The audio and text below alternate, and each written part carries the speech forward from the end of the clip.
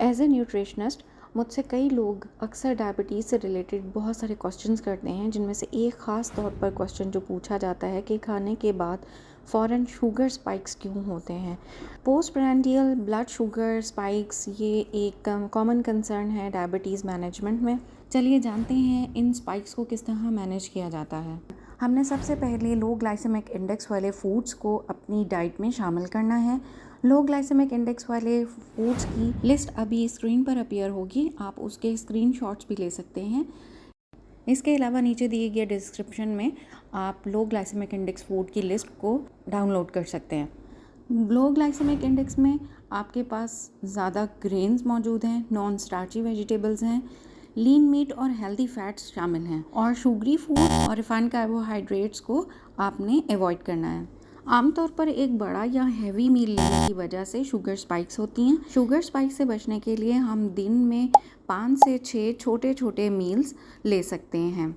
ये छोटे छोटे मील्स पोर्शन कंट्रोल कहलाते हैं। पोर्शन कंट्रोल डाइट में इस फूड प्लेट की कॉम्पोजिशन ऐसी होगी कि इसको हाफ नॉन स्टार्ची वेजिटेबल्स यानी कि सलाद, ग्रीन बीन्स, ब्रोकली, कॉलीफ्लावर, बंद गोभी, गाजरें, इनसे आपने फिल कर लेना है और 1/4 पोर्शन में आपने लीन प्रोटीन यानी कि चिकन, बगैर फैट के मटन, बीफ, दालें, बीन्स और अंडों का इस्तेमाल आप कर सकते हैं। बाकी क्वार्टर प्लेट में आप जो भी कार्ब्स लेना चाहते हैं, मिसाल के तौर पर रोटी या चावल या बेसन की बनी हुई रोटी या ओट मील्स, आप कुछ भी लेना चाहते हैं वो उसमें ऐड कर सकते हैं। पोर्शन कंट्रोल में अब बात करते हैं कि सब्ज़ी कितनी मिकदार में लेनी चाहिए। आपने सब्ज़ी इस कदर लेनी है कि जो कि आपके दोनों हाथों में समा सके। फल या अनाज जो है आप तकरीबन 1 मुट्ठी की मिकदार के बराबर इंतखाब करेंगे। पूरा दिन में इस्तेमाल की जाने वाली चिकनाई आप अपने अंगूठे की पोर तक रखें।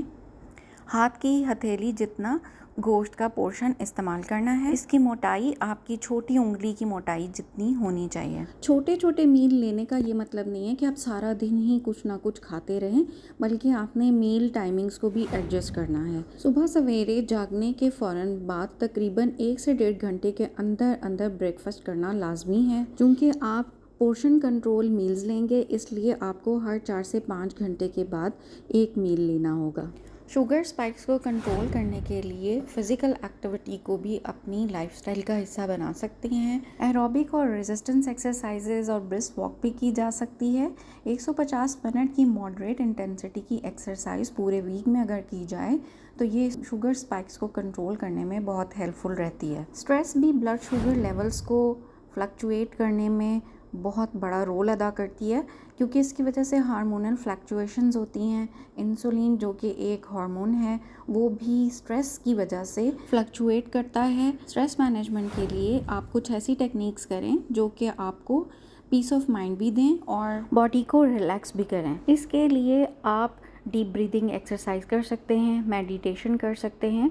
स्ट्रेचिंग एक्सरसाइजेज स्ट्रेस को मैनेज करने में बहुत हेल्पफुल साबित हो सकती हैं। पानी का मुनासिब मिकदार में इस्तेमाल करना भी शुगर स्पाइक्स के बचने के लिए एक अहम किरदार अदा कर सकता है, क्योंकि बाज़ औक़ात हमें ये नहीं पता चलता कि हमारी बॉडी की नीड क्या है, इसलिए हम पानी पीने की बजाय ज़्यादा खाना खाने पे तवज्जो देते हैं, जिसकी वजह से शुगर के लेवल्स ब्लड में ज़्यादा हो जाते हैं। शुगर स्पाइक्स से बचने के लिए हम कुछ और भी डाइटरी फाइबर्स को अपनी डाइट में ऐड कर सकते हैं। मिसाल के तौर पर चिया सीड, फ्लैक्स सीड, इसबगोल की भूसी या फिर एक फ्रूट का इस्तेमाल डेली रूटीन में कर सकते हैं।